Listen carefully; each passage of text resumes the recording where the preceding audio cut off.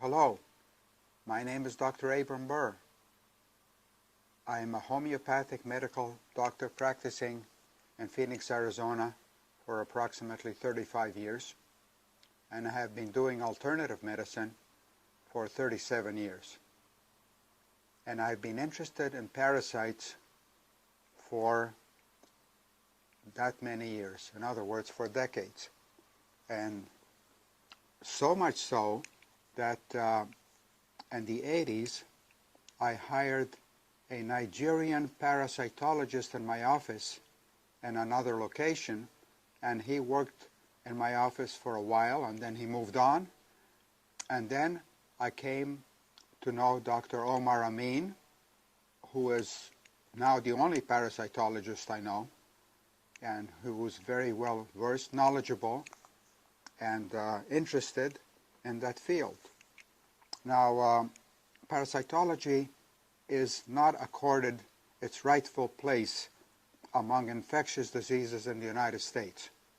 In other words, if you have an illness, the doctor will consider a bacteria, a virus, perhaps even a fungus such as valley fever, but parasites are relegated to the bottom.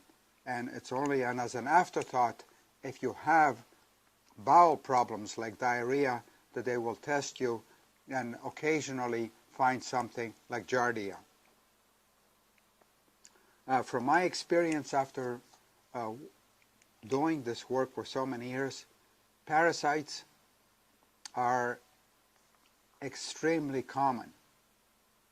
So common that I would venture to say that at a chronic low level, it is the #1 infection that people have. And so we know that in school-age children and little children are infested with pinworms. And pinworms, I have an article written by an old physician that wrote about all the clinical symptoms of just pinworms, causing all kinds of nervous problems in children. But the pinworms that affect children also are infecting the entire household, and so when I treat a child for pinworms, I treat the entire household. Parasites, as I said, are extremely common and extremely important. So it's not only because you have traveled to a foreign country. For sure, if you have traveled to Mexico or to India or to China and you come back, you have some symptoms, you need to check for parasites. Yes, but you don't have to travel anywhere. You can travel from your home to the closest restaurant right here in Arizona, and you'll pick a parasite from a food handler, or not even from the food handler, from the vegetable that wasn't properly and thoroughly washed. It's very easy to catch parasites. Also, very common source of parasites is your pets at home. From the dog, I find very frequently. In fact, I had a recent case of a patient on whom we discovered that the patient had Ascaris lumbricoides, or roundworms, and I said, that's likely coming from your dog. And she took the dog to the vet and came back and said, you're right, the vet found the roundworms in the dog.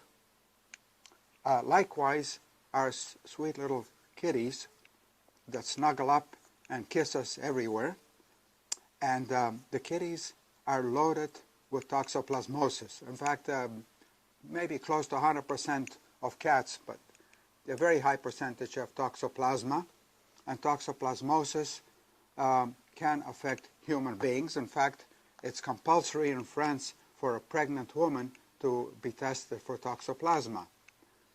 So I am telling you that parasites are not rare. They are simply overlooked. Why? Because we don't have trained parasitologists. So if you have a problem, and what is the doctor going to do? He's going to send you for a stool analysis to the hospital, to the closest clinic, and then who's going to look at that sample? A technician. with rudimentary training. And you're lucky if they have a blood test that can test for Giardia or amoeba, but generally speaking, those tests are usually normal because the person doesn't have adequate training. They don't have parasitology departments. I don't know what happened.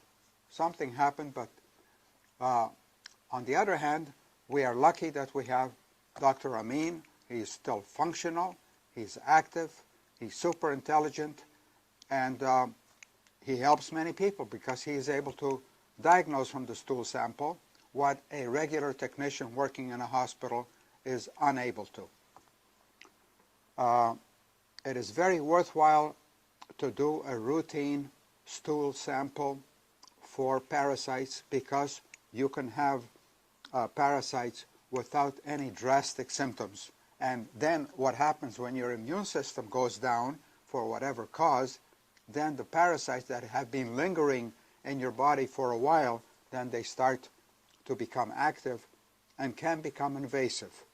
One of the common parasites that we find here in Arizona and also, of course, in Mexico is pork tapeworms from undercooked pork. And this is another major problem.